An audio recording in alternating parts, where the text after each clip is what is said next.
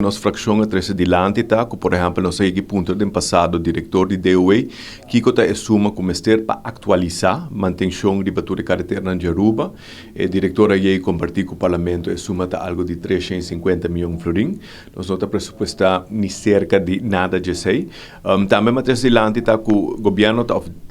de entrada de venda número de auto 30 para 40 milhões de florim para aia, então aia para acaba nossa pidi e nossa boga para DOA sequer usa suma aí e dedicar a suma aí na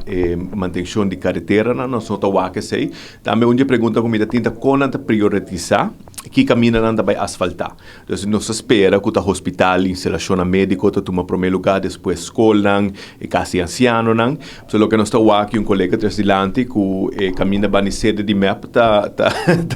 uma prioridade para asfaltar pero ora me escola na norte e caminha dilante escola não tá asfaltar ainda tá santo então sei obviamente nós espera tende de gele também matriz dilante de nosso estudo científico norte e distrito com mais infraestrutura tá falta também mas remarcar recap de asfalto tem 2 projetos para riba de brug comparado com 19 para bau de brug. Então, seguro tem desequilíbrio grande de inversão de infraestrutura para riba de brug com para bau de brug, mas aponta, por exemplo, quanto edifício de governo tem atualmente baixo e que o plano está com esse. E também, DOE tem pressuposto que passa de uma manutenção corretiva para uma manutenção preventiva. Então, esse é que compreender como não está bem fundo na kuna pressuposta e nós também back na 30 40 milhões de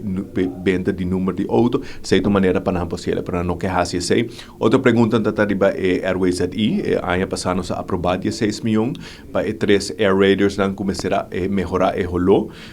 realmente me que stand van zaken 16 se na hora instalar acaba também nós nota que o DOE te gasta 10,7 milhões para AIA na riolering e deságue e tudo isso então nós papel de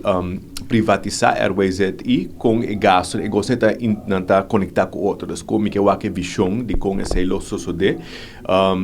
também outra pergunta que nós temos arriba é reestruturação mesmo de DOA se tem plano que não pode compartilhar conosco então realmente esse aqui é departamento que quer universalmente tem descontento com o buraco de nossa carretera e desafortunadamente me compreender que tem pressão financeira pero placa para carretera não está bem para carretera sequer e se nós não destinar esse aí nós sigue também me sostener vamos manejo de manutenção preventiva para era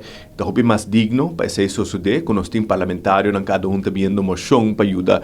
você põe asfalto tal caminho não está sendo nós mesmo manejar a carteira aqui para esse suceder não está realístico com o pressuposto não